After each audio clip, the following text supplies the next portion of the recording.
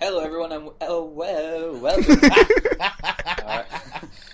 I burnt my tongue on my tea there for a little bit. But anyway, it's episode 11 of the Celtic Gamer Podcast. I'm your host, Mitch and joined with my panel of hosties, would I say? Or how would I say it? Hosties? What are ye technically? I don't know, but I like hosty. It makes me sound effeminate and a lunch sandwich at the same time. No, you're not allowed to speak until I introduce you, so... That was Ross Mortimer.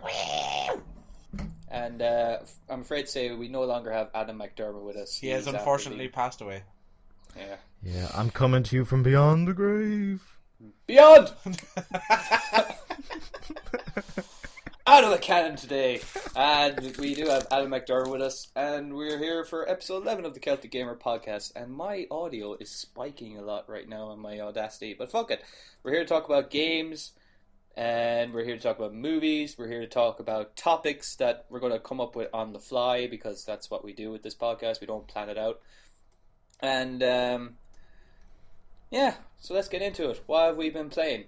I'll go to Adam, since he wasn't here last week. What have you been playing? I've been playing a very, very cool game called The Swapper. Oh, I didn't know about that game, but go on. Yeah, The Swapper. So it's a 2D puzzle game where you kind of... The whole mechanic of it is the fact that you clone yourself. It's a puzzle, so every single puzzle in the game is solved by you cloning yourself multiple times. And that's the one mechanic that you're introduced at the very beginning, and the levels change around you, which I really like. It's not a long game. I think it's maybe 2+ hours. And it's set in space. You're the only person surviving. You're trying to just get out there in one piece, and it is absolutely fascinating. The setting is kind of like Dead Space with no enemies. That's what I thought when I looked at it, and I hear like the ending is a complete mindfuck, because you can choose what you want to do. Yeah. You don't really know what's going to happen, or you do know what's going to happen. I'm not too sure. As the game goes on, it starts to delve into the idea of when you use this device, and so you clone yourself a couple of times, then you can swap between the clones, and it delves into the ideas of when you swap, are you still the same person, or are you somebody completely different? So technically, someone took the movie Prestige and made a game about it in space with the Dead Space theme. Or multiplicity. Or multiplicity. It could be said that way, yeah. It's a wonderful game. It's on Steam for maybe a tenner. Is there a story like the whole way through, or is it just like you're thrown in, you know what you have to do, you have to solve these puzzles? And does Michael Keaton console himself and been able to spend more time with his family by the end of it? Oh, absolutely. That's a given. Alright, I'll take that. I think it's meant to be coming to PS3 and PS Vita, and probably PS4 as well. Oh, it would be great on PS Vita. Oh, that'd be true. It's because you could just play a couple of levels, and then that would be that. That'd be really cool. The whole map is all connected, and you kind of teleport around the place on the ship. It's a really cool game. It does kind of throw you in. The opening scene is you just being jettisoned out, and you just land, and you're just trying to survive. And then you're given the swapper mechanic very early. It's a fascinating game, and wandering around and picking up not audio logs, but text logs about people, and they brought something onto the ship, and now they don't understand it. It's a wonderful game. It's very Dead Space-esque. I have a quick question for the two of you.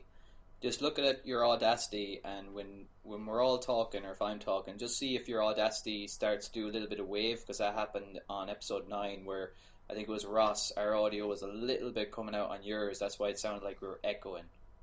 Oh, I remember there's one episode about that, alright. Yeah, it took me a while to fix it, but just have a look at your Audacity, and while I'm talking, is your bars moving at all, or is it a complete deadline? Deadline. Alright, that's good. Just like this podcast, dead. Alright, so Ross, can you say a few words so I'll see if I'm picking you up? Hello! I did that intentionally louder than I ever meant to. Yeah, I got nothing either. It's all good on my end. Okay, it's all good on my end too. Alright, for anyone that's listening, that has nothing to do with you. It just means that you're going to have a good audio quality podcast. But also, I want to just mention about the Swapper as well. Isn't it, the graphics are not... they're clay graphics, aren't they? The whole thing is made actually out of real clay. No. No? No. It looks gorgeous.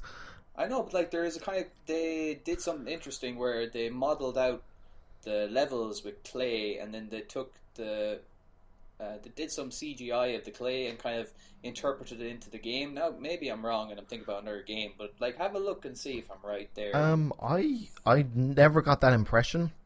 It's possible. It is. Oh, I remember actually they showed an earlier trailer and it did look clay-y. Well, clay-like.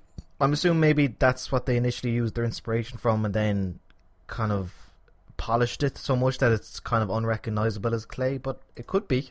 Alright, I'm not crazy then. Well, I am. So, what else have you been playing? I finished that, then I was playing this really interesting game called The Novelist. Have you heard of it? No, never. The Novelist is a game where you are, for the easiest term, a ghost. And you're in this house with this family, a mother, a father, and a son. And you've got to basically go around and kind of figure out what they want to do. There's a problem arises. Yeah, and you wander around, you kind of figure out what's bothering them. And then at the end of the chapter, if you pick up enough clues while also not getting spotted, you then get to make a choice. For instance, you're out there, the dad wants to write his book, the mother feels that the father and the mother are no longer as close as they once were, and the son wants to spend more time with his father. So at the end, if you got to pick which one of those gets fulfilled. So the first time around, I picked the mother so that herself and the father spend more time to each other. And then at the end of a chapter, I get the playback says that, so the mother and father stayed up all night playing, now drinking wine and having a great time. However, the kid was left alone. So it's kind of, there's no right way of doing it. You just got to kind of compromise the whole way. And it's fascinating. Because with Infamous, because I was playing a bit of that as well, it's good. It's the good choice or the bad choice. This one, there's no good choice, but there's no bad choice either. It's fascinating. I'm about 3 chapters in of about 9, and it's brilliant. Yeah, it's like you either have a good and you're going to have a bad, and you're going to have a middle choice, I believe. Housemate just texted me that. Oh god, he texted me again actually. I seen Game of Thrones episode 2 last night. I'm not going to say any spoilers. I know the whole internet is going insane about it. Found it very boring. Up until the last 15 minutes, which were brilliant. I thought that was very boring included. Really? Yeah, don't spoil do you want to do? Oh, Ross, have you not seen it? No, I'm waiting until the end of it. Yeah. No, I just thought. I don't think just because the 15 minutes at the end was the reason why that episode should be good. I just found it.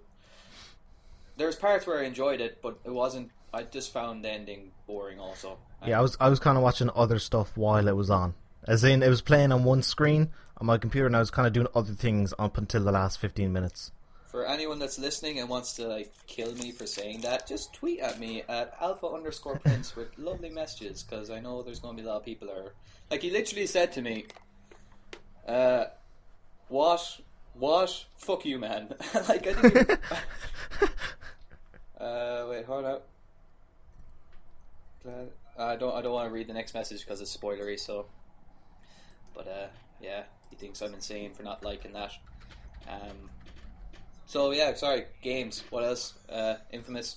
I played Infamous for a little bit. I'm not going to play anymore. Mm-hmm. I don't like it. I don't know. I don't know. I don't like it. I can't quite put my finger on it. I'm not a fan of the combat. I don't like it. It's just strange because I really like the first 2. Adam. It's okay, Adam. All right, I really like the first 2, and I've played through them multiple times. But just this one, I don't know, just doesn't have the same feel to it. Oh, well. I can see why people would not enjoy it as much as the other ones. My thing about the other ones that I enjoyed more about this one was when you're in combat, it was almost like a third-person shooter. But this one's kind of like when you're in combat, you're just firing off a bunch of fireballs or whatever neon powers, and when you're about to die, which happens really quick because the enemies are quite strong. Yeah, what is that about? You're just like, oh fuck, dash away or jet away and just hide for a while until you recover your health, and then you just go back into the battle again. It's kind of, I don't know, it seems like you're cheating a little bit because it's so easy to run away. Yeah, so easy to be a coward.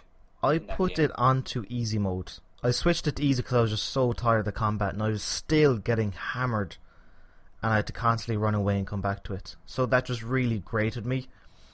Mm-hmm. I think the story was good enough for me to overlook some of the problems with the combat. But it's so slow at the beginning. Why am I just watching 2/3 of the game is cutscenes? For the first half hour, 2/3 is cutscenes. Have you played Uncharted? Have you played Metal Gear Solid? There wouldn't be... No, Metal Gear Solid is an exception because that's like in its own universe and it's always done that. Uncharted is never... All the cutscenes are never longer than 3 minutes. But this, it just cutscene after cutscene. I was playing for the tiniest little bit and it took, about an hour to actually get to Seattle. And much longer after that to actually be able to run around. I think they were just trying to show off the power of the PS4 a lot with like their faces and the environment. Also, I'm not that impressed with the graphics. Well, that's because you're a PC gamer, aren't you? My PC is mid-range at the best. Well, so is a PS4 power. It's mid-ranged. No, I don't know, it's just their facial animation is good in places, but in other places it looks very weird. Okay. Have you been playing anything else? No, that's it. Okay. I should not have you speak ill of Infamous anymore. Ross of the Mortimers, speak. I have been playing... I platinum South Park. Oh, fair play to you. Yay! So I'm fucking done with that game. I never want to see it again. That's the horrible thing about it, isn't it? The replayability is non-existent. No, there isn't. Like, I know that they may actually make fun of those, like, there's choices you can make, even though they don't really affect the story. But the characters inside the game actually make fun of the fact that, like, I can't believe this is a choice for you to make. But the third playthrough of that... You did a third? Oh. Yeah, I was supposed to platinum it on my second one, but I missed some clothes and some weapons. Oh, fuck. So I had to, just for collectibles, so I had to do it a third time. I didn't have to finish it the third time. Well, as soon as I got the last thing, the trophy popped and I just quit. But yeah, it was work. And I didn't like it. But I did it. It's done now. Platinumed. And for fun, I started Metal Gear Rising: Revengeance. Oh, a nice one. Just because I'm a fan of that series and I feel I owe it a playthrough. But before that game came out and the PlayStation Store had the demo, and I played it then and decided not to buy it because I didn't like it, nothing has changed. Like, I still don't... It's not a Metal Gear game. It just has the title and a single character from it. It's just not fun. It's too arcadey. Way too arcadey. I mean, the cutting mechanics are pretty cool, but it's not enough to base a game around it.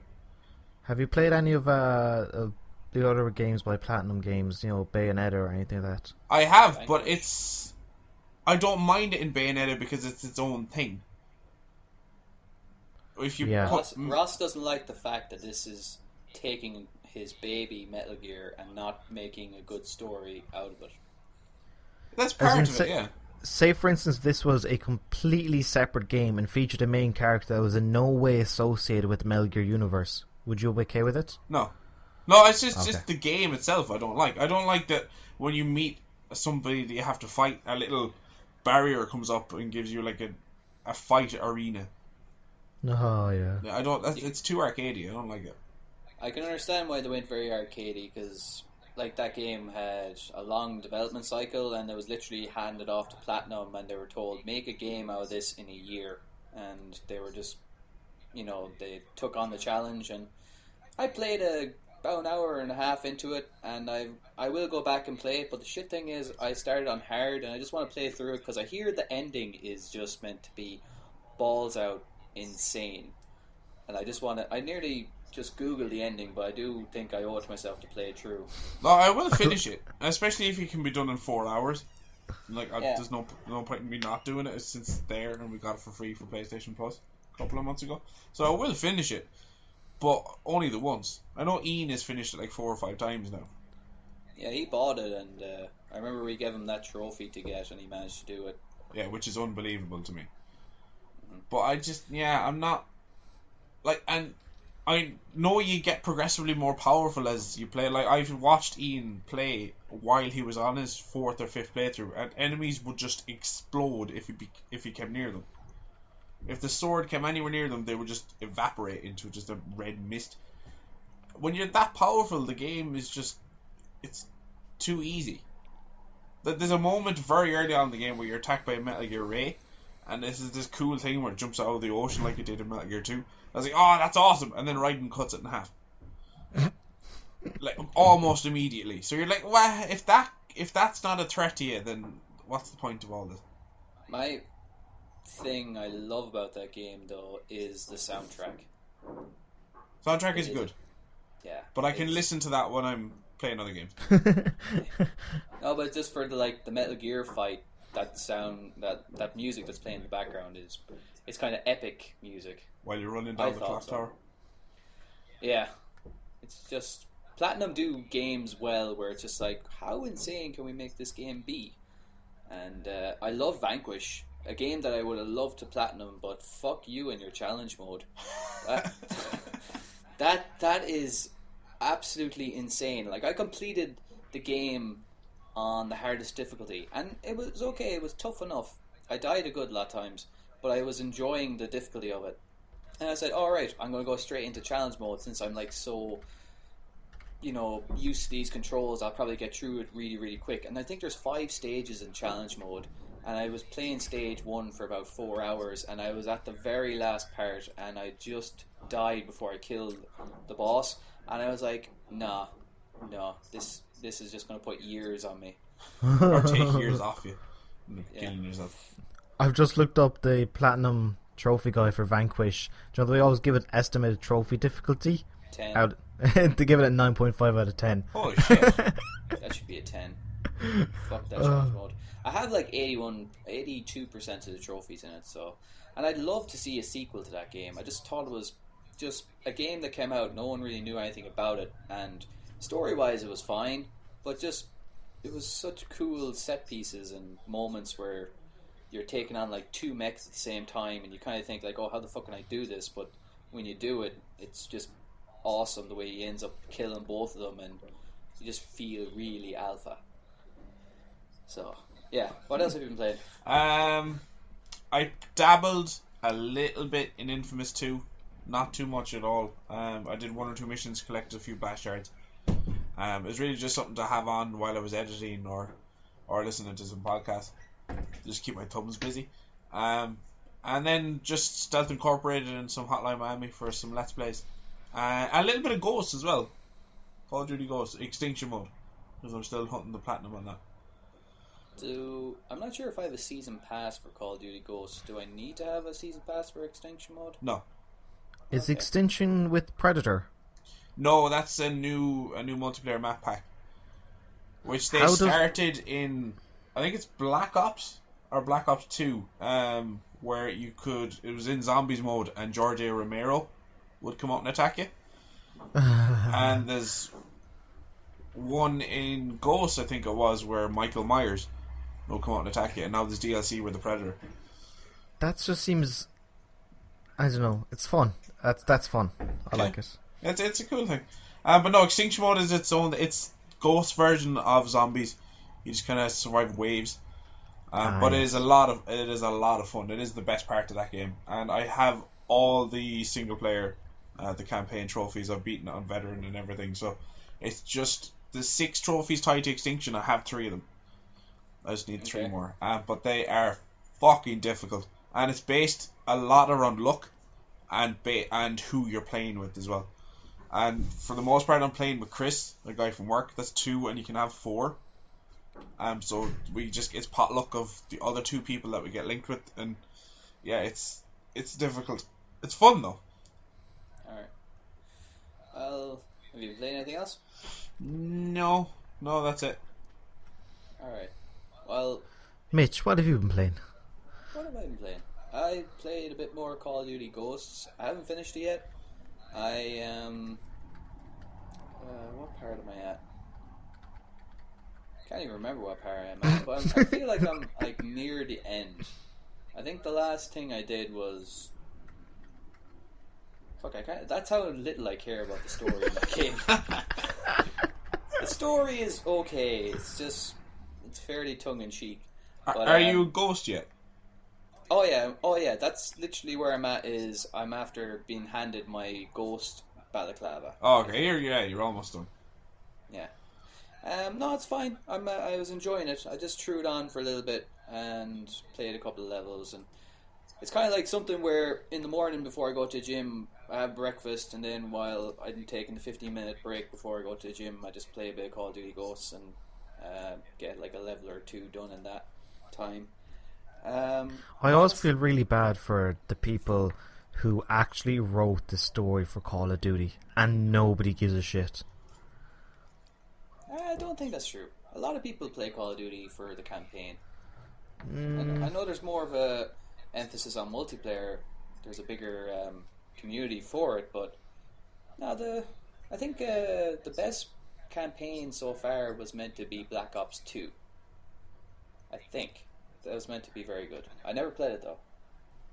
Neither did I. I didn't particularly like Black Ops, so I didn't have any interest in Black Ops 2. I kind of skipped a Call of Duty, like every generation of Call of Duty. Like, I played Modern Warfare, I skipped World at War, played Modern Warfare 2. I bought Black Ops, and then Modern Warfare 3, I skipped Black Ops 2 and got Ghost. I only ever played Call of Duty, the one that didn't have trophies. That's the only one I played before I played Ghosts. I kind of skipped a lot of them. I only played Ghosts because I got it for free.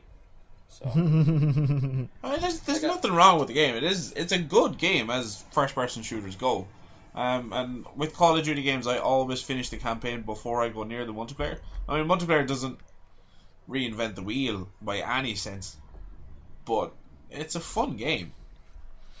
Yeah, that's the main thing. Games are meant to be fun. If a game is fun, why should you hate it? Exactly. Yeah. Oh, that's nice. I like that. Yeah. If a game is fun, why do you hate it, you lifeless, soulless bastard? See, with that addition to it, now it becomes a t-shirt. Absolutely. No, the only other things I've been playing were the games I was playing last week's podcast, which are Towerfall again, and a little bit more Fez. Still playing Fez? Are you on your third playthrough, or how's it going? I'm still on the first one. I'm only like 2 hours into the game. I haven't played. Every time I get stuck, I kind of like. This is the thing. Do you ever have this moment where you're playing a game and there's puzzles, right? And you can't solve the puzzles. I give each puzzle 5 minutes, then I turn off the game and come back to it the next day. Because the next day, what always happens is, even without you even thinking, you see what's the answer.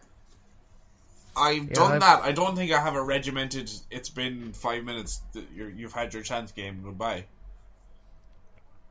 Yeah, normally it's a good looking at it and then going, no, it's not going to happen. It's kind of like when you were doing homework back in secondary school and you're just like, no, I'm not going to get any of it done. I'll put it down, I'll come back to it later. Which you never did. No, never. That's the thing with me in Little Big Planet, where if I was having trouble with a level, I would just, I'd be like, okay, I need to take a break. So, I wouldn't play it for a day, and I come back the next day and I do it in my second try. It's kind of, I've realized that's the way I should play games sometimes, because I end up losing hours on a level where I can't figure it out, but then the next day I come back to it and I figure out within 2 or 3 goes. I just kind of, with puzzle games, if anyone wants to see how I work out puzzles, just watch any of the Stealth Incorporated Let's Plays. I just run around and yell at the game until I eventually fall into something that works. You scare the game into helping you out at some stage. Anyway, that's why every episode for those Let's Plays are an hour, because it's just me and David. Like, granted, if we were paying attention to what we were supposed to do, rather than talking about how if we transcend and become so good at karate that we've gone past the need for belts and we just have pants that fit. If we weren't distracted by doing that stuff, we'd probably get through it much quicker. But you can just see us running back and forth and trying the same thing over and over and over again, even though we know we're going to die doing it, in case it might work, and that might be what we're supposed to do. Oh my word. Alright. While we're on the topic, though, of puzzles and stuff. I thought you were going to say, while we're on the topic of transcendence. I thought he was going to say karate. Bit of both. I went out and killed a guy because I was working for 10 days straight. I became fucking delirious by the end of that, by the way. I'm back to work tomorrow, though. I've had 4 days off. Kind of sucks. And it's nice as dicks out. It's so sunny. I'm going to go out and throw the frisbee or ball around or something after this. Anyway. Yes. when you were a kid and you had a game and there was no Google or anything like that, you figured shit out. Because if you didn't, you just wouldn't get any further in the game. Now, there was things that spread across the world like a virus. Like, you have to plug your controller into port number 2 so Psycho Mantis can't read your thoughts. That's how you beat him. That type of thing. You just kind of knew that. Gamers would fill you in.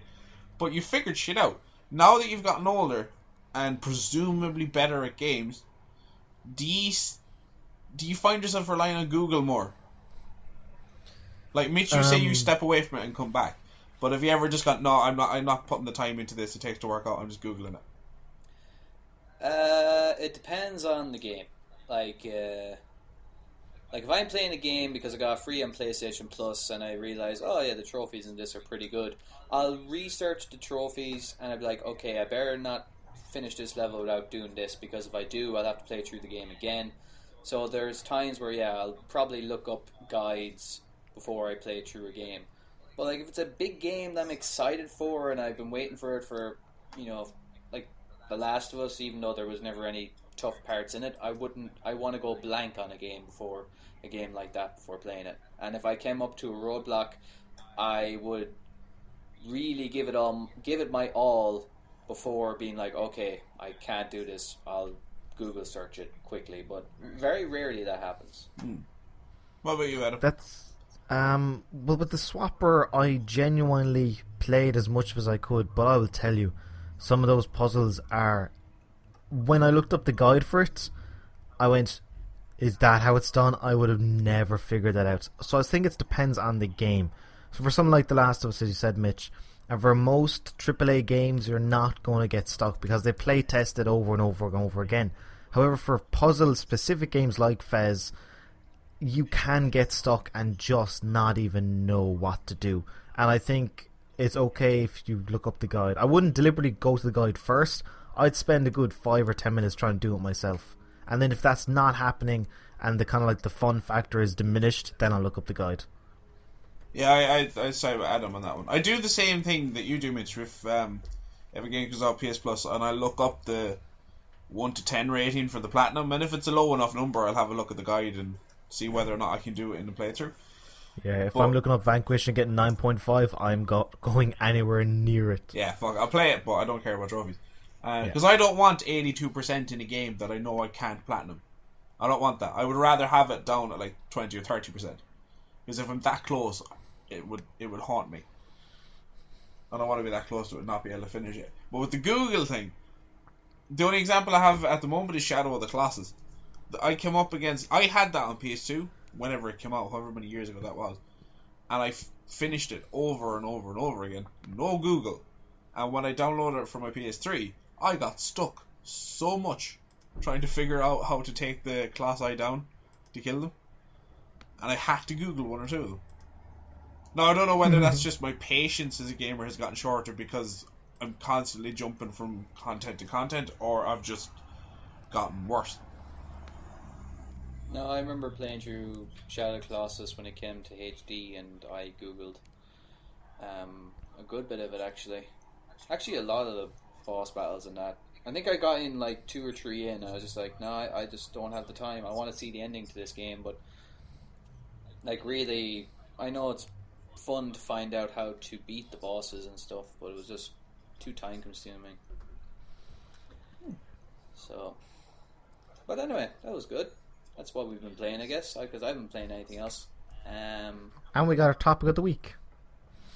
Well, there's other topics. There's topics to come back and talk about. Alright, so let's talk about the news. And I'm just here on a site, and apparently Sony's Shuhei Yoshida was banned twice off I saw that. That was brilliant. The second reason is the best. I haven't read it at all. Can you explain it really quickly, or will I read the first one is because he put up his Twitter handle. You're not allowed to do that. The second one is the best one. He wrote "I love PS," and you're not allowed to like endorse products on it. And they knew the PS meant PlayStation, so they banned him again. Jesus Christ! And he said he plays it quite a bit with his daughters. He plays the Wii U, but I just love the idea of him wandering around going like, "I love PlayStation." He has 2 Wii U's because he has one for when he's in Japan and he has one for when he's in America. So I think that's kind of, that's like, I don't think Sony would do that if you went around and remember that great PlayStation Home. Yeah. No one was like watching what's going on there because what was the reason for it? No one was in it. Yeah. So. But I just think of that, his stealth marketing campaign of going onto the Miiverse and going, I love PlayStation. Banned. How dare you? Well, we got good news about Transistor, that game. The guys that made Bastion. I can't think of their name right now. Supergiant Games. Supergiant Games. Bastion is coming to PlayStation 4 next month. That game was hinted to be coming out in winter, but now it's coming out before the summer. Next month's summer, isn't it? A funny story, I actually emailed Supergiant Games after I played Bastion and told them how great their game was. They replied and they emailed me back and said thanks very much. Ah, nice. I even did a video called Why Haven't You Played Bastion, and I sent that in the email as well, and they went, we watched your video and we're really happy you enjoyed our game. Please stop emailing us now. No, and they said, we hope you enjoy our next one as much. I was like, oh, nice. Yeah, Transistor looks really interesting, and I would have loved to play Bastion. I know I could play on my iPhone or iPad, but I really don't. I really enjoy games with a controller more than touch screens. There's very few games that can pull off touchscreen. Like, I'm pretty sure XCOM did on the iPad. Yeah, but that's kind of a game where it's strategy. Strategy games can do it. Like FTL is on iPad now. I never played that game, but I'm quite interested to play it. FTL will drive you nuts. I've shouted so many profanities at the game. I've never beaten it. I've had about 35 playthroughs, attempts, and I've never beaten it. Not even on easy. You just suck at games. I might just. Let's see. Will either of you pick up Transistor when it comes out? Absolutely. Yeah, it's gorgeous. Like I said, I didn't get to play Bastion, but I do want to play one of their games. You should play Bastion before it, though, as in you get on Steam now for not much. I still have to get a controller to work with a Mac. If anyone knows how to get a PS4 controller to work with a Mac, I should just Google it. I'd say someone's managed to do it by now. Yeah. I'm just looking here for news. Nothing's really jumping out at me. No, I mean, what is that? Titanfall DLC has been announced. The release date for Watch Dogs on Wii U has been announced. Yeah, there's no news at all. Alright, well, yeah, Watch Dogs meant to be coming in autumn, is it? Yeah. To Wii U. And then Titanfall, what's the news about that? It's just DLC and 3 new maps. You can put custom decals on your Titan. That type of stuff. Have either of you played Titanfall? No. Nope. Any interest in playing it? Nope. Well, no. Me If neither. I had an Xbox, I'd absolutely have a copy of it, but I'm not interested to the point where I'm going to set things in motion that I have my own copy. Yeah.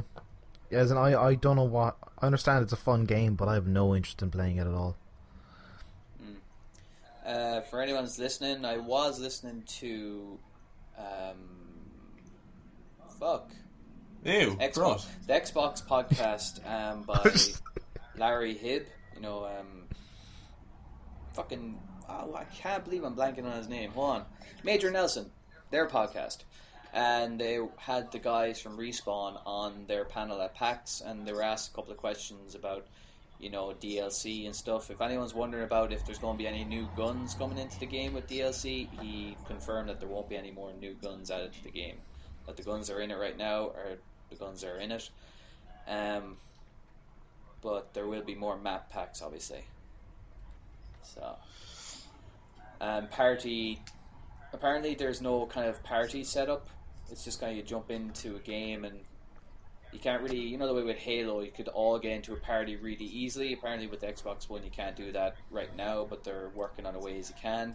There's actually this really cool integration with Twitter where if you tweet out hashtag, say, Iron Man, and other people do it as well, you can form your party that way, so that if I went hashtag Iron Man, Ross goes hashtag Iron Man, we're automatically put into the same party.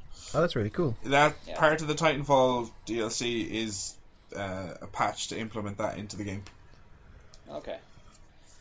Here we go. Another PS4 firmware update is coming. So let's see. PS4 firmware 1.7 to launch next week. It will include friends list stability and game sorting may be included. That's a rumor. So let me just read through this. The latest PlayStation 4 1.7, which is set to include options to turn off HDCP. Oh, Well, yes. hey, thank you, Sony. Finally. That's next week.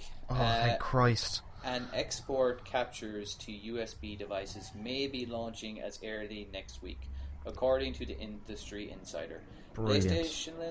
PlayStation's English community manager Chris Owens fantastic. said Gaming Pulse's racing Okay. area today on Twitter by mentioning how with 35 much minutes is in store for PlayStation gamers this week. An admission which many have interpreted as being related to the much touted PS4 firmware update.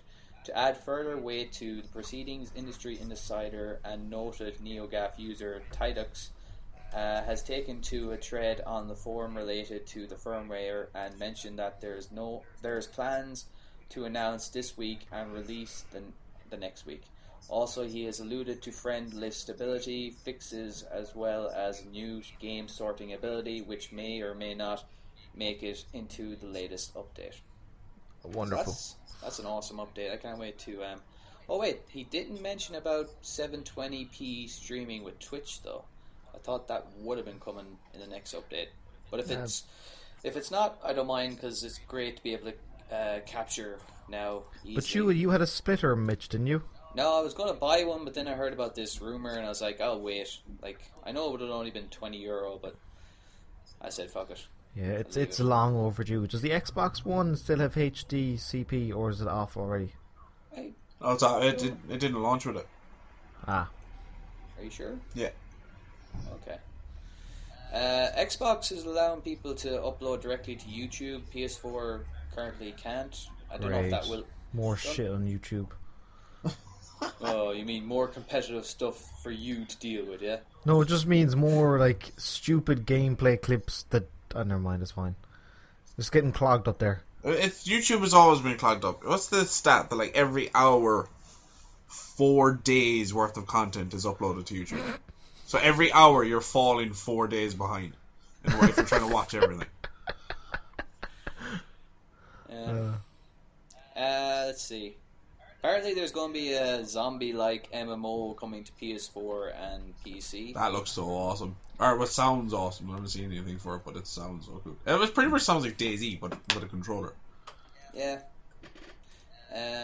I haven't seen anything of it yet. I actually haven't checked up much on PAX news. I've heard cool things, but I haven't really checked up on anything.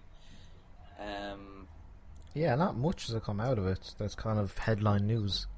Rumor has it that Grand Theft Auto 5 will come to PC, Xbox One, and PS4 this June. Ooh, that'd be cool. I never played on the PS3. I'd consider getting on the PS4 though. I would too. I gave it a miss on PS3, but mainly because I know that the PS3 wouldn't be able to handle a game like that 100% all the time. Maybe I'm wrong about that, but on PS4 it'd be just a better experience, I hope. There's nothing wrong with the experience on PS3. It handled it quite well. That's good. That's meant to be the same time that we're getting The Last of Us remastered, which meant to be coming in June for PS4 with all the DLC and I think a little bit extra Commentary track. Commentary track, yes, and it'll probably include that making of the game, Grounded, which is awesome. Also, they're going to have they're going to have commentary for the cutscenes with Troy Baker and Ashley Johnson, as well as Neil Druckerman. Commentary track. Welcome to 20 seconds ago, Adam. Yeah. Oh, sorry. Try to steal Ross's thunder there after you just mentioned it. The what's really cool is what's it? They said there's going to be another single player mode. Something that they're going to make it even more difficult. Oh, really? There was talks circulating about one of the developers let slip that they're doing something more for single player, but not DLC. It would be an updated option for.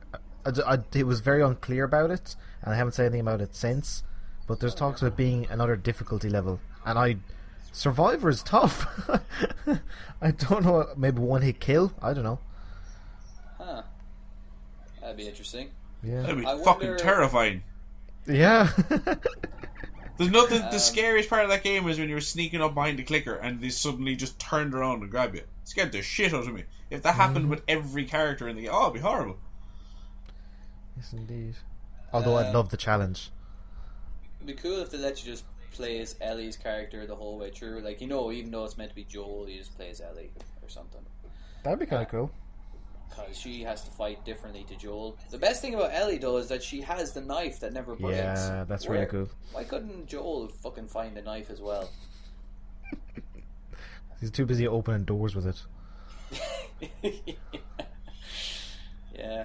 I was going to say as well, I know with Borderlands 2 that it's coming to the Vita.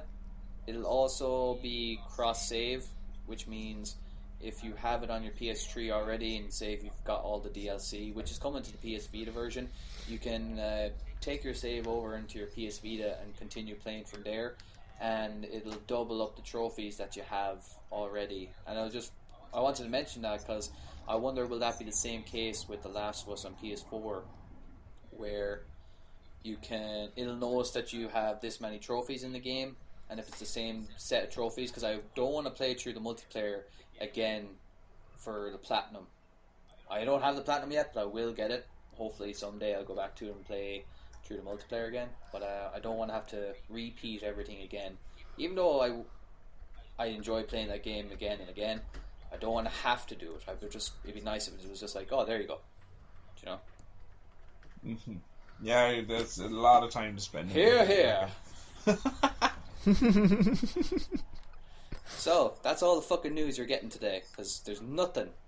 Unless you can think of something on the next 5 seconds. On or in? Too late 4, now. It's gone. 3. The moment has passed. Yeah. With that, let's talk about Tinder. Oh, yes. Really? I like the way you said it. Tinder. As if you're peering from the bushes. Tinder. I don't actually have any updates, but... Don't tease us! Okay, well, I could go through it. But you know what's really annoying, okay?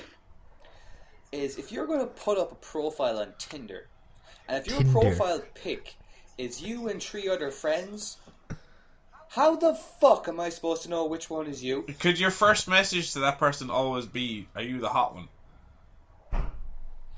That's going above and beyond what I want to do. Okay. What do you want to do? You missed your chance, Ross. No, I knew it. I decided not to do it. Bullshit. No, that's like... It's really annoying, I find. Like, girls, put up a photo of you first, and then when I click into your profile, then you can have photos with your friends. And But aren't stuff the like profiles all Facebook profiles? that. They are, but like, you can manually put in your own photos and pick which one you want to be your Yes. profile photo. So why, Mitch, have you been burnt? Have you been pursuing the wrong women? No, it's you know, when you're going into their profile, you're like, please be the hot one, please be the hot one. No, X. You know, as degrading as that sounds, That sounds horrible. as much it makes me sound like a scumbag. What an Girls, asshole! Get your shit together if you want to fucking. If you want someone, Mitch, get your shit together. So somewhere in the world now, there's a girl listening somewhere within whatever the fucking radius is to Athlone, listening to just sitting there on her Tinder, looking at her profile picture, and it's her and 3 of her friends just going, it could have been me. Like, this one, Sinead has it right. Just picture her drinking, obviously, a cup of tea, but Topless. I'm just gonna X on that. She Oh, said yeah. topless. That's the way to Is get it the just most amount Sinead? of Is that all clicks. the information we have? Well, I'm after pressing X on her, so Sinead's gone. Oh, Sorry. Jesus Christ. Bye, Alright, here we Sinead. go. Why? Two Why'd you girls. press X? She had tea and she was topless. Yeah. That's 2 of the 3 T's that you want. Where did you get topless from? I don't know. Adam, fill me in. Alright, so here we go. Marguerite, 22. There's 2 of them in the photo. I'm going to scroll to the next photo. Next photo is her in a fucking party at Christmas with at least 60 people. How am I supposed to find out which one? Next photo, 4 people in it. Next photo, another 4 people. Last photo, 4 people. Alright, what if she's part of a conjoined twin act and you're going to feel really bad about it? Yep. Our shared interests are petition to have Ireland. It doesn't finish the sentence because it's too long. So what? Petition to have it's Ireland. It's obviously something you've decided on. So what is your petition to have Ireland on, Mitch? I don't know. You picked it. Let me check Facebook. Jesus. Petition to have Ireland just to have it. Were you serious when you come up with this? Like, is it a petition to, like, for like gay marriage, or was it something you just made up? 1 second now. Petition to have a better living environment for all who need it. More money for worker bees. Yeah. I made myself laugh at that one. Like you said in the last podcast, you laugh at everything you say. I do. I really do. Okay. Alright, let's see. Who's next? Kira. Wait, what's your petition? I don't know. I can't find it on Facebook. Fuck's sake, man. Right, if you had to come up on the spot right now, I'm a politician, I've just arrived at your door, sign this petition, what is it? What does it have to be for you to sign it?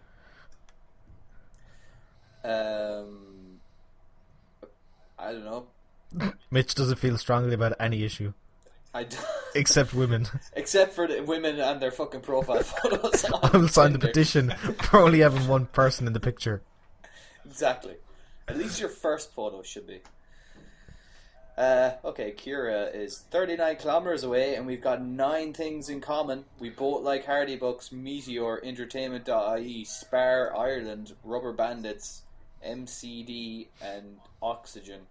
That is the do you like breathing, D? Collection of things to have in common. Why Spar? Why would that be a thing you have in common with someone? I don't know. Do you know it's just great? Spar. You know what? I like shopping under trees. That I do. I like things at my convenience to close at 8 o'clock in the evening. That's why you love Christmas Day, isn't it? Oh, Christ. Oh, that's just fucking weird. So is that the future Mrs. Concannon? No, the future Mrs. Concannon is one my housemate told me about, where he was looking at shared interests, and one of them was Celtic Gamer. Way! Whoa. Oh, find her. Find that shit. You can have her on the show next week. She's probably listening if she's a fan. Hello.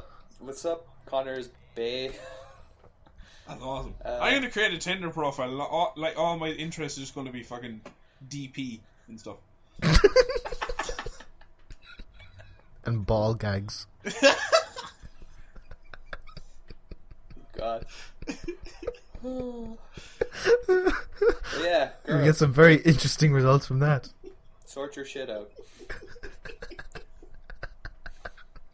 Oh, hello. Jules has got it. Jules will get it. Let's see what Jules... Oh, what the fuck? Shared interest, 19. Spar again. Oh my, that's just weird. Speed dating would be phenomenal at you. You could just line up loads of women in every different island at Tesco, and you could just go to them. That's a weird thing to have in common. Was it that you just liked Spar on Facebook, was it? Yeah, another thing we have in common, spooning. In your defense, spooning is awesome. And it leads to forking. Yeah. What do you do, right? Okay. Basically, you lie behind them. And No. When... Okay. You know... Okay, let me phrase this right. During a good old spoon, do you have your right arm on the pillow, kind of keeping your head up, where eventually it's going to go numb and painful, or what do you do with it? Well, I got Sometimes confused there because I lie on the other side of my bed, so my right arm got really... I was trying to do the motions in my head of what way I was lying. So it depends, right? Who's the big spoon? Who's the little spoon in your scenario? You're the big spoon. I'm the big spoon. Then because I normally lie on my left on the spoon, and just because that's the side of the bed I'm on. So your left arm. My left arm is straight out in front of me, like I'm ready to Superman punch something, and her head is on my bicep, I guess. Yeah. There. Yeah, Okay. I go same as that. What are you talking about? Your arm would be up, Mitch. What are you saying? That's You know, like when you're you have your, like I kind of have my arm on the pillow and like my head, like just, when you're talking to her. Oh, so you're Oh, I like get propping you. your head up. Yeah. Why? Then how do you sleep? Why? I don't know. Because I can see stuff. That's frightened the shit out of her if she turned around. I love to watch you sleep. No, that's okay. No, I'm on about like when you're talking, you're not gone to. Yeah, no, when you're gone to bed, yeah, like I just leave the bed and sleep downstairs. That's what I do. Pull out the futon. We're not married yet. Fluff We the just sleep in dog and separate just beds. use it as a pillow. All right, that was a good segment. Came on nowhere. Right, what have I been watching? Has anyone here watched Suits? Wait. What about Ross's Diary? Oh, after movies. Or Okay. TV shows. I watched the Alright. first episode of Suits. Wait, this is the lawyers thing, isn't it? Yeah. Yeah, I watched the first episode on Dave. And I fan. made it about 10 minutes into the second episode, and I stopped. Okay. Because I just was Sunday night just looking through Netflix and seeing Suits, and I remember someone mentioned it. Watched it, and I'm nearly finished season 1 now. I'm on like episode 10, I think, since Sunday. And while watching it, your man mentioned pizza, and I looked at the clock. I was like 10:30. I was like, Domino's closes at 11. I'm getting a pizza. Fuck that. I'm starving. I had Who says Domino's last night. advertising doesn't work? Huh? Sorry, Adam. I interrupted you. I said who said advertising doesn't work? Exactly. Yeah. They're fucking advertising Pepsi Cola a lot in that show, because every time when it goes to a scene, it might kind of show like 5 seconds of the city, because they're in New York, and it always has a Pepsi Cola shot in it. I'm really, really liking it. Maybe because I like wearing suits, I don't know. But I feel like if you enjoy... that's my theory. I don't enjoy any of the dialogue or the story. It's just like, oh, that's a good looking suit. Characters are just hollow, but they got some good suits. They have indeed. No, I really Oh my enjoy God. watching House. I love House. Because he is because you liked his amazing, cane. but I think it copies a lot of what House does and a lot of the characters in it, because it has, the way you had Cuddy in House, that has that woman that's in charge of the main lawyer guy, and she kind of puts him in his place and gets him to do what she wants, but it never really works out. And your man doesn't really have feelings or doesn't really care about getting appreciation for winning cases. Like, that's kind of what House does. But not to the extent of where, House doesn't really ever interact with any patients in it, unless it involves him telling how fat they are and how wrong they are, and to do what he says. So I feel like it does copy a lot of what House does, but now that the fact House is finished, I kind of am happy to have something that has similarities to it, where To fill I'm that void. enjoying it. To fill in that void, yeah, because I loved House. Fuck me, it was brilliant. Yeah, House is a phenomenal show. Yeah, it introduced me to 13. Oh, Olivia Wilde. Olivia Olivia Cockburn, if you go by her actual name. Do I you can see know- why she changed it. Nah, Do you know who her boyfriend is? in real life? Yeah, No. Google it. It'll shock you. He was in Horrible Bosses. That's the only thing I remember him from. Jamie Foxx? What? Jamie Foxx in Horror Bosses?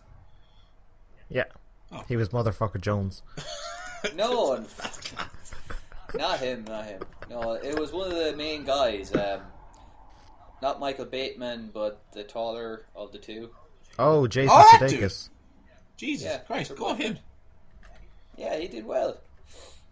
And I was actually Googling Jennifer Lawrence because a housemate told me about her falling at the Oscars. And I just said, oh, Jennifer Lawrence's boyfriend? It's the dude who plays Beast in X-Men First Class. That's because they had spar in common, and then she was just going on his nickname, like they call me the Beast, and you'll see why later. He's an animal in the sack. Yeah. And then he wets the bed a lot. I watched Argo. He's not toilet trained. I'm blue, da-ba-dee-ba, that's his favourite song. I watched Argo because we were talking about it in the last podcast, Ross. Yeah. How we Still haven't watched it. never. I saw your tweet about it though. Very good.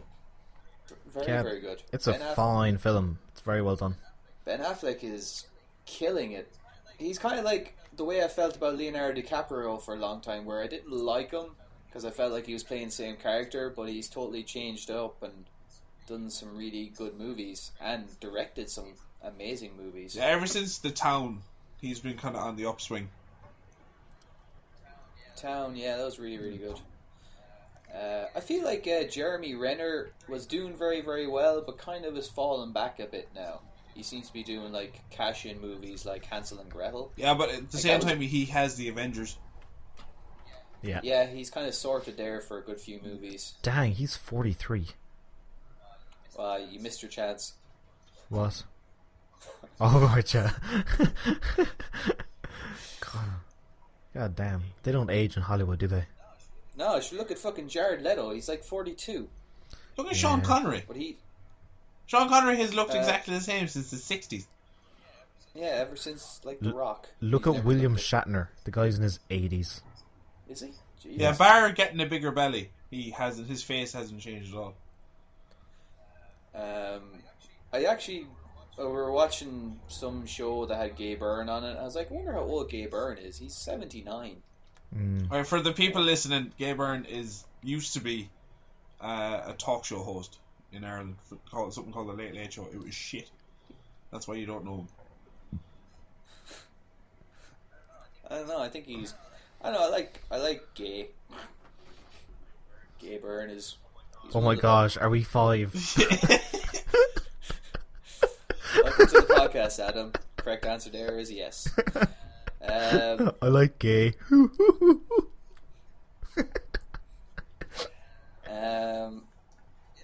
Yeah, I think that's all I watched. I watched Man of Tai Chi as well, and Man of Tai Chi. Keanu Reeves. Yeah, it's avoid. Okay, I was going to Google it. It's Keanu Reeves in it. Is this the one he directed himself? No, I don't know. Maybe No, he he did. did. But Yeah. he did. All right. It's just that movie is missing an awesome soundtrack. Like the music in it during the fight scenes, like they're pretty good fight scenes, but you need to have a bit more epic music in the background. Like they got the guy from the Raid for a fight scene. Okay, that guy is amazing. Which guy? Like the main guy? The main guy in the Raid. He was in the movie in the last fight scene, second last fight scene, and I shouldn't spoil it, but it was just they could have done so much more with it. Without spoiling it, because it is something I'm going to watch. I can't think of his name right now, but the guy from the Raid, his martial art is Silat versus Tai Chi. Now, from what I imagine, Tai Chi is someone doing kind of graceful movements on a mountaintop in front of a sunrise. Silat, Tai Chi's more. I have people getting 7 shades of shit kicked out of one another. Yeah, but he didn't do much of that. No. Just kind of disappointed. I was hoping it was going to be good, but it wasn't. While we're on movies and we're all on the Raid, I went to see the Raid 2 last night. Oh, you motherfucker! Oh my god. Amazing.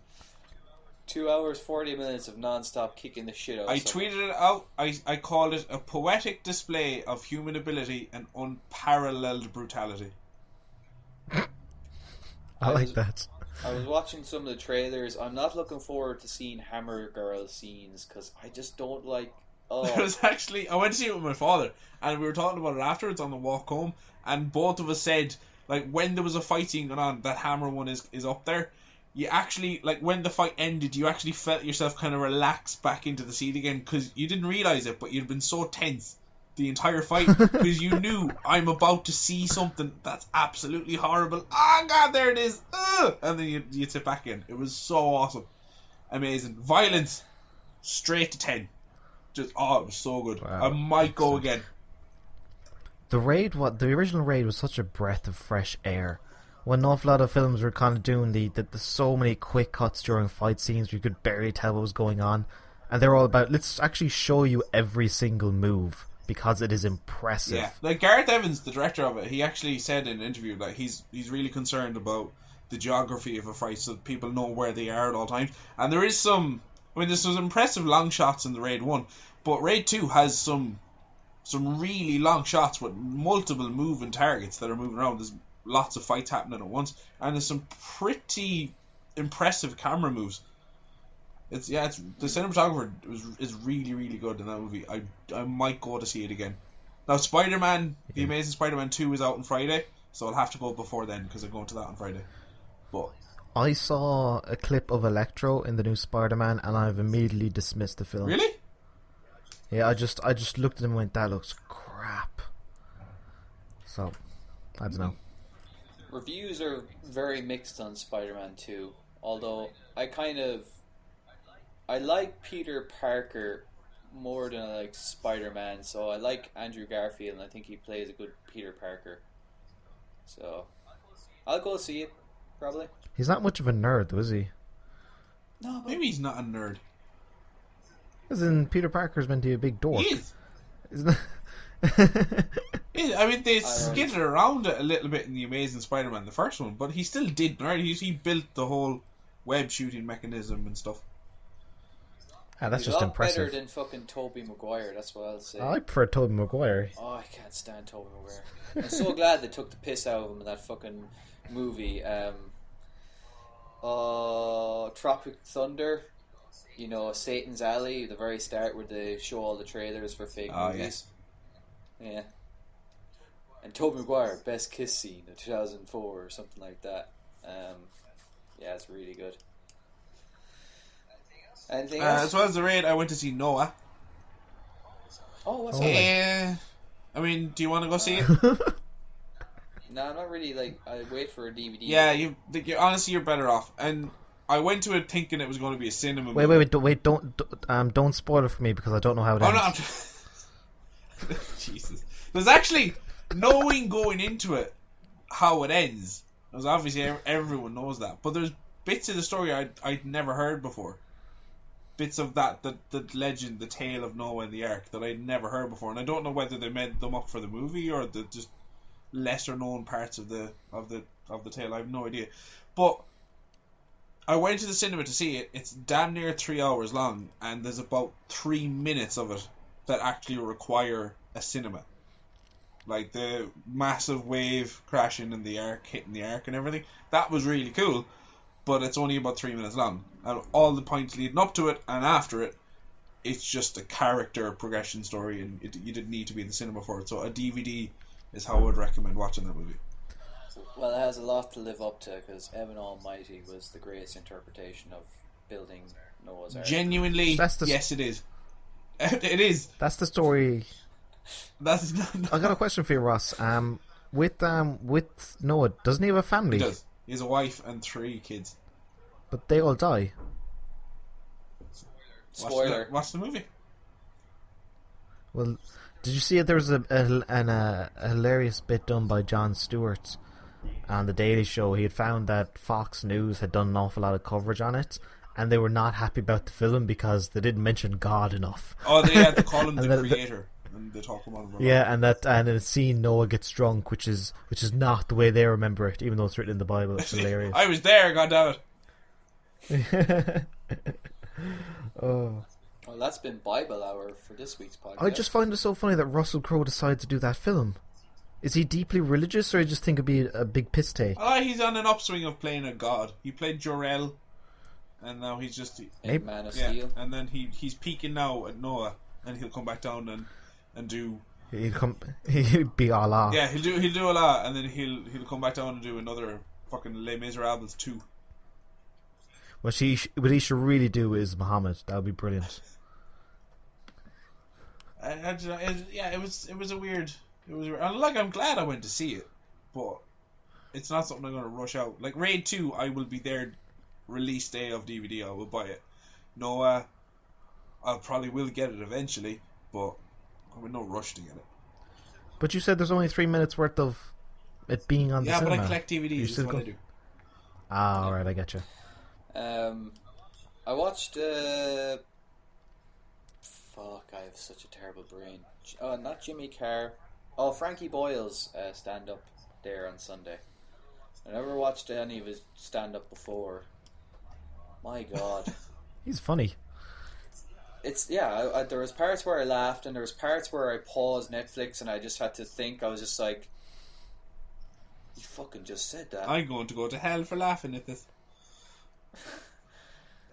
That's true, I did laugh. Like the Madeleine McCann joke was, Jesus, I didn't know what to think after. What is it? Actually, no, don't say it out of context. It won't be as funny. I do. Funny enough, I remember what he says, but Christ, he says like something like, "What? I didn't kill her. I gave her 4 bottles of oxygen to keep her alive." Something like that, and then he just goes on. Her parents shouldn't be too upset. They're probably grandparents now. I had my mouth covered with my hand, trying not to laugh. And I was just like, "Fucking Christ," you know. But I think it's good with some stand-ups that they do try and push it as far as they can go. Because I'm pretty sure most people in the audience were laughing along with it. Oh, they were. That's the thing. And his 9/11 joke as well was kind of like, you know, it was rough, but it was like, I don't know, is it okay to laugh at stuff like that? It's got to be. I mean, we're got to be closing on the date now where, I mean, it's never going to be okay to laugh at. It was obviously a national tragedy. But it's got to be a point where people can look at it in a lighter fashion. Because it's been 13 years now. My only thing is, like, just say sometime he's going to do it where there's going to be someone that's affected by it in the audience, and it's going to be really hard for them to deal with it. But yeah, that's the thing, is that none of us are none of us have a direct relationship with 9/11. So for us, it's just an event that the news reported. Yeah. We don't have any connection to it. It's just an event that happened, and now people are making jokes of it. I'll just wait for 9/11 Simulator to come out on Steam. Yeah, that would be a hit. That could be the tagline. It'll blow you away. Oh, wow. See? We could do... What? How's your diary? My diary is pretty good. I had a thought the last day. I was in a meeting at work, and I got asked a question, and I really, really early into it realised I have not been listening to anything in this meeting for the past 20 minutes, because there's been one thought circling around in my head. You know what it was? Do you think vampires can read? Or do all the lowercase t's make it impossible? Wait.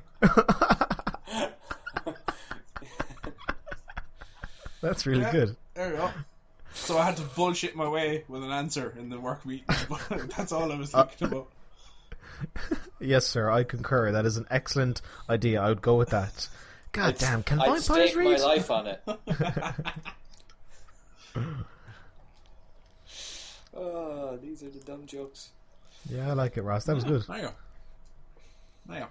Oh, did either of you, I watched Wolf of Wall Street there over the last week or so. Have either of you seen it? I talked about it last week. Oh, alright, never mind then. Oh, amazing. Fucking the lemon drop scene is the greatest scene in movie history. I tweeted that. It's fucking amazing. I disagree with that. I think there's one thing better than that scene ever dedicated to film. In that movie? No, not in that movie, just that one scene that has been dedicated to film forever. That is better than that. It's in Face Off. And it's when Nicolas Cage is in prison and John Travolta comes to visit him. Do you remember this scene? I can't remember off the top of my head. What it boils down to is over-actor Nicolas Cage is doing an impression of over-actor John Travolta pretending to be over-actor Nicolas Cage. Is this the one, I'm Castor Troy? Woo. Yeah. Okay, there's a minute clip up on YouTube. Yeah, it is. it's such a ridiculous concept and I watched that when it came out, like in the 90s, and like, oh cool, John Woo movie, this would be cool, some action and stuff, and I just watched it as a cool movie. I've watched it since then, knowing how ridiculous a person Nicolas Cage is, and it's such an amazing scene. It's so over the top. I can't remember that scene, but I do enjoy that movie a lot. Or I did enjoy that movie a lot. Damn good movie. I'm watching the scene. It's really good. That right? It's fucking ridiculous. Speaking of really good things, I started watching Sherlock. Oh yeah, I remember you tweeted a photo of that. I'm season 1 done. No, it's only 3 episodes for season 1. Hour and a half long, and I watched them all in one go. It was just one really long movie. It is amazing. Really, really good. Yeah. You've season 3. I have the first 3 seasons. Yeah. I haven't seen season 3 yet, but I hear it's the weakest out of the other two. Okay. So you've got the opposite route to Sons of Anarchy. With me, I'm not watching this show, and rather than telling me just wait until you get to the next season because it's amazing, you're telling me to like, oh, don't bother. Yeah, just after 2, just drop off. I know I haven't even seen season 3. Like I enjoy the characters in it, so I'd say it'd be fine. Maybe the story isn't as good as the other ones. Like the whole taxi driver story in the first episode was fucking it was very, very good. And the two of them are very funny, even though most of the time it's just Sherlock making fun of the other guy. But it's very good. No, I like Benedict Cumberbatch. I like Martin Freeman. I like the whole deducive thing that he does, where he tells a character something that they couldn't possibly know, and that he couldn't possibly know, and they ask him to tell you how he knows it.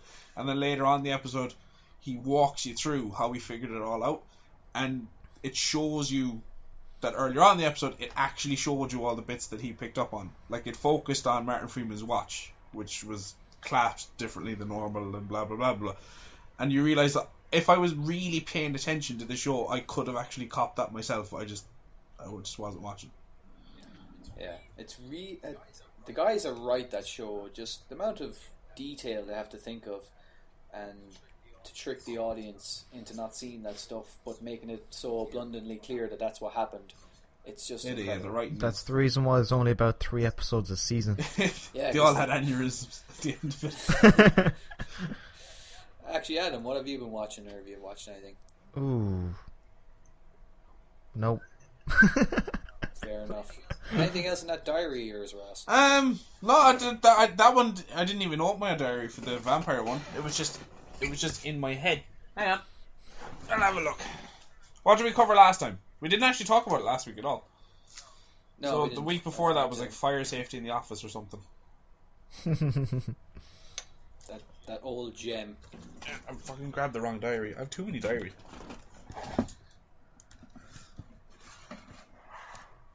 Oh, Jesus. Well, while you're getting the diary, okay, a lot of people are calling me a selfie whore. You are a selfie whore. I've been calling you a selfie whore for You weeks. called yourself that, yeah. I don't... Okay. What happened You've said at least on 3 occasions that you're a selfie whore on this podcast. Yeah. Alright, well, there has been a study conducted into... And I am not a whore. No, like, a friend sent me this on Facebook, and it just said... she said, the first step is accepting there may be a problem.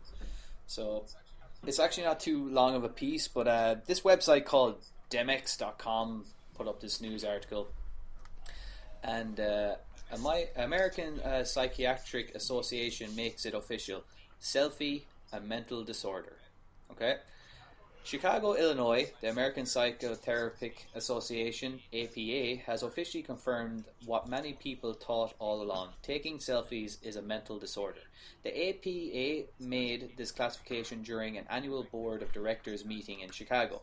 The disorder is called selfitis and is defined as an obsessive-compulsive desire to take photos of oneself and post them on social media as a way to make up for the lack of self-esteem and to fill a gap of intimacy.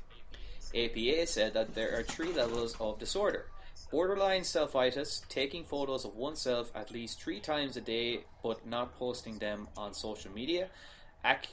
acute selfitis, taking photos of oneself at least 3 times a day and posting each of photos on social media, and chronic selfitis, uncontrollable urge to take photos of oneself and around the clock and posting the photos on social media more than 6 times a day. According to the APA, while there is currently no cure for the disorder, temporary treatment is available through cognitive behavioral therapy (CBT). The other good news is CBT is covered under Obamacare. You gotta be shitting me. That's upsetting. So what level do you fall into? How many times do you take selfies? Not the fucking last You're not chronic. one, chronic that's stuff. fine, but you are one of the like, ones. What I started doing was, the reason why I took selfies is because I started going back to the gym like 11 weeks ago, and I was taking photos to use as kind of a way of tracking progress of how I'm doing, like, you know, from week 1 to week 11. So one night I took a photo of me in a suit because I was going to a wedding, and I put it as my profile photo on Facebook. And other than that, I never posted any photos myself. And then all of a sudden, people were calling me selfie king that's and bullshit. shit like that. I've seen some of your gym selfies. You post them on Twitter.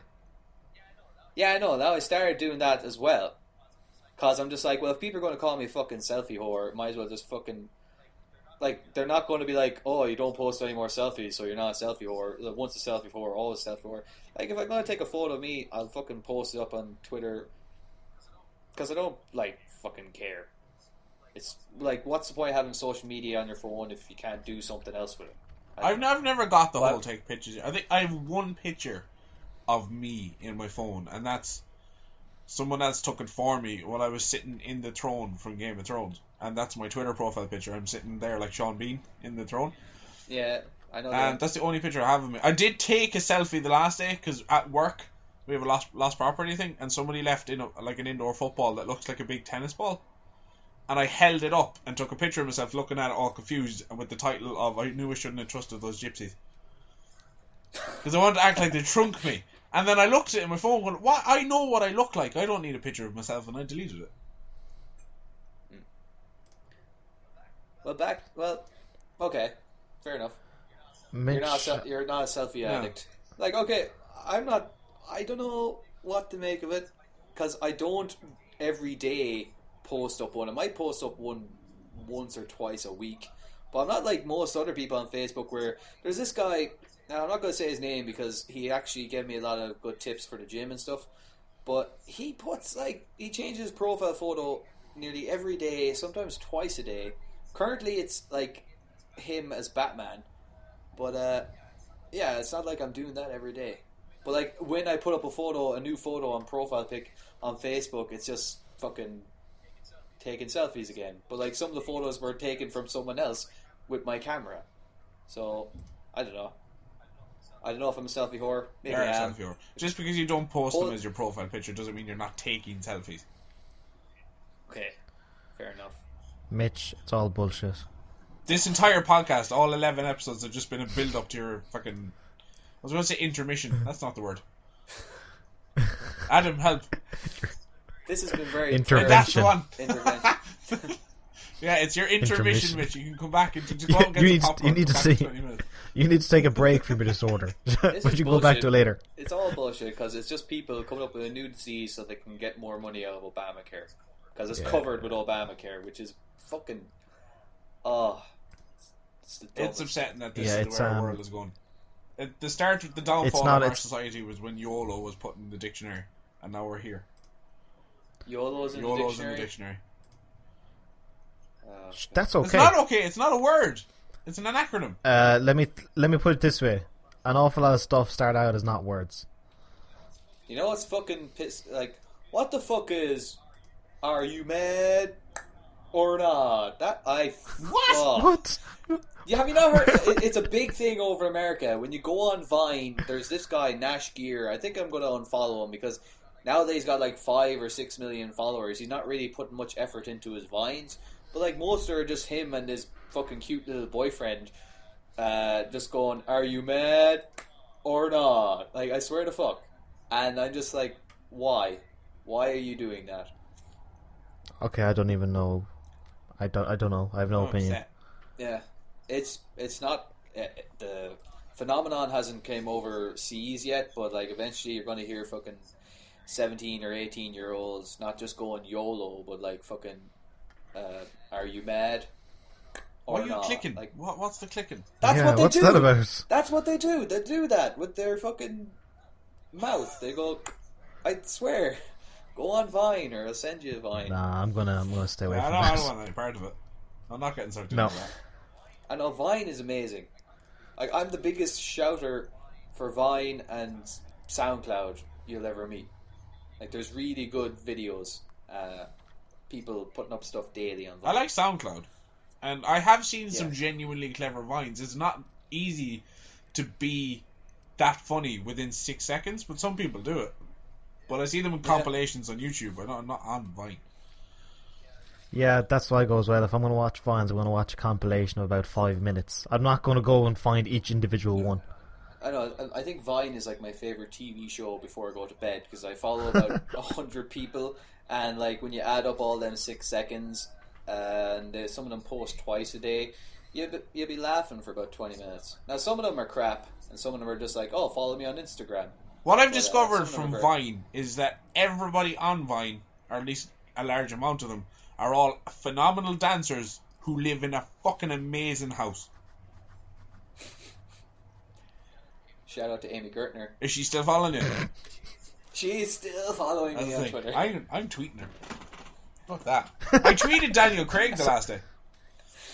Did he tweet No, back? I asked him, was he A, alive, and B, a parsnip? And he didn't reply to me. That's my first time saying that out loud. Yeah, it was in a Let's Play. Me and Dave were talking about body shapes.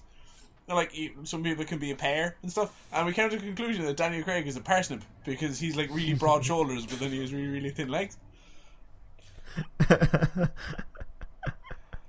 Oh, Mitch, I went on to your Twitter profile. First of all, over 2,000 tweets. That takes commitment.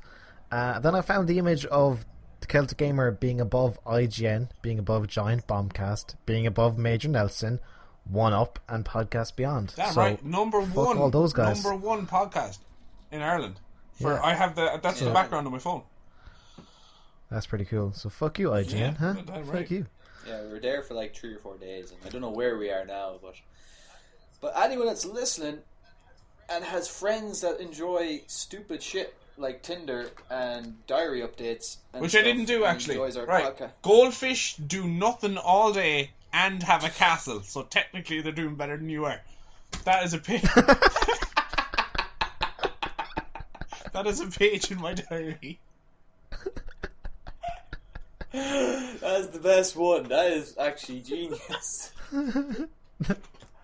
That is a fucking t-shirt. Oh, I don't know what I'm Yeah, thinking Howard- about that one. And they only remember 7 seconds, so like it's amazing how successful they can be having a castle. Yeah. They're constantly surprised by how well they're doing in life. It makes you think Goldfish would be just fucking phenomenal at Vine because they only think in 6 second increments. Alright, that's good actually. Have you anything else? Let me see. Optometrists who don't wear glasses essentially gloat for a living.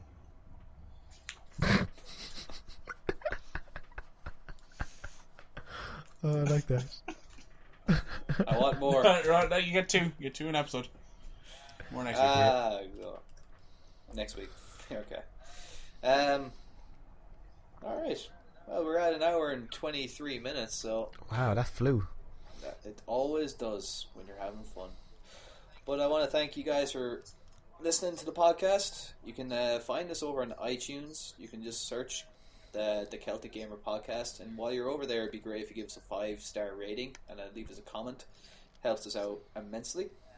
If you want to continue following us on other social networks, you can follow me on Twitter at alpha_prince. You can follow Ross on Twitter at muffinross, and Adam will eventually create a Twitter and he'll tell it on the podcast.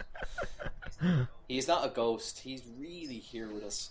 You can also follow Celtic Gamer on Twitter, and we are at Celtic Gamer IRL. And we're also on Facebook, and we're on YouTube. And if you want to, actually the best place to go is just go to the website, and we have all our social network bars at the top, and you can find us all through there. Announcements.